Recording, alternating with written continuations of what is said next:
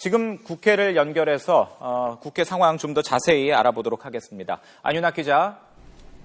네, 국회에 나와 있습니다. 네, 연말 국회가 풀어야 할 문제들이 많이 있습니다. 일단 쟁점 법안도 있고요. 선거구 획정안도 있는데 조금 전에 전해드렸습니다만 여야 지도부가 20일 오후에 만나서 회동을 하기로 했다고요?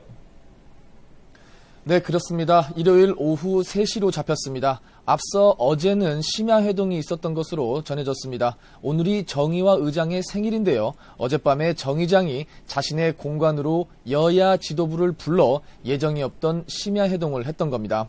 이 자리에는 새누리당 김무성 대표와 원유철 원내대표, 그리고 새정치민주연합 문재인 대표와 이종걸 원내대표가 참석했습니다. 어젯밤 8시 40분부터 11시 반쯤까지 3시간 가까이 논의를 했는데요. 정 의장은 출근길에 기자들과 만나 여야가 접점을 찾아가고 있다고 전했습니다. 특히 서비스 산업 발전 기본법과 테러 방지법 등 각종 쟁점 법안들을 해결할 수 있도록 양측이 교감하고 있다고 말했습니다. 선거구 획정은 계속 노력 중이라며 큰 성과가 없었음을 토로했습니다. 현재 여야는 농어촌 지역구 보호를 위해 지역구 의석수를 7석 정도 늘리고 비례대표를 7석 줄이는 안에 공감대를 모았습니다. 하지만 새정치연합은 비례성 확보 방안으로 정당 득표율의 40%만큼 의석수를 보장해주는 연동형 비례제를 주장하고 있고, 새누리당은 야당에만 유리한 안이라며 반대하고 있습니다.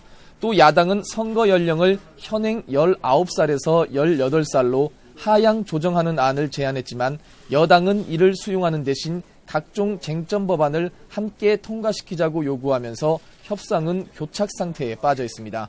여야는 오는 20일, 그러니까 일요일 오후 3시에 다시 만나 협상을 이어갈 계획이고, 오늘은 물밑 접촉 정도가 이루어질 전망입니다. 네, 일단 일요일까지 협상 상황을 좀 지켜봐야 될 것 같습니다. 자, 야당 내홍 사태로 긴장감이 감돌고 있는 연말 전국 상황도 좀 알아보겠습니다. 지금 여야 각 당의 분위기가 어떻습니까? 네, 먼저 야권의 분열 사태를 들여다보면 문재인 대표와 탈당한 안철수 의원 모두 제갈 길을 간다는 마이웨이식 행보에 거침이 없는 모습입니다. 특히 문 대표는 오늘 전략공천위원장 인선을 마무리 짓고 본격적인 총선 체제에 돌입할 계획입니다. 지역구 후보 20% 전략공천을 맡게 될, 그래서 다소간의 현역 물갈이에 나서게 될 전략공천위원장에는 주류 인사인 김성곤 의원이 내정된 것으로 알려졌습니다. 어제부터 호남 지역을 누비고 있는 무소속 안철수 의원은 오늘 아침에는 광주에서 환경미화원들을 만나는 등 민생 행보를 이어가고 있습니다. 이 자리에서 안 의원은 내년 총선을 제대로 치르지 못하면 미래가 없다며 야권의 모든 사람들이 대선에 욕심을 내지 말고 힘을 합쳐 위기를 돌파해야 한다고 말했습니다.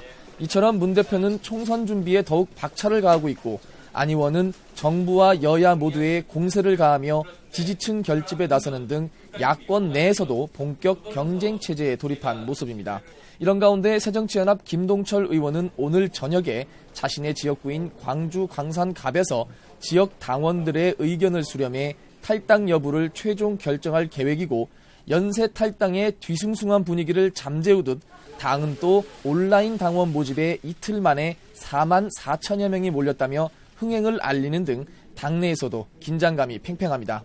새누리당도 상향식 공천과 우선 공천제 등을 놓고 친박과 비박계 간 물밑 신경전이 치열하지만 일단은 정부가 추진하는 서비스 산업 발전 기본법 등 각종 경제활성화법과 노동개혁 5대 법안 등 쟁점 법안에 대한 처리 노력에 집중하고 있습니다.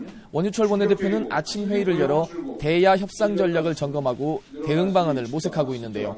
조만간 또 열릴, 오늘 일요일로 예정됐죠. 일요일 선거구 획정 협상에서 쟁점 법안에 대한 논의도 얼마나 진척될지 주목됩니다. 지금까지 국회에서 YTN 안윤학입니다.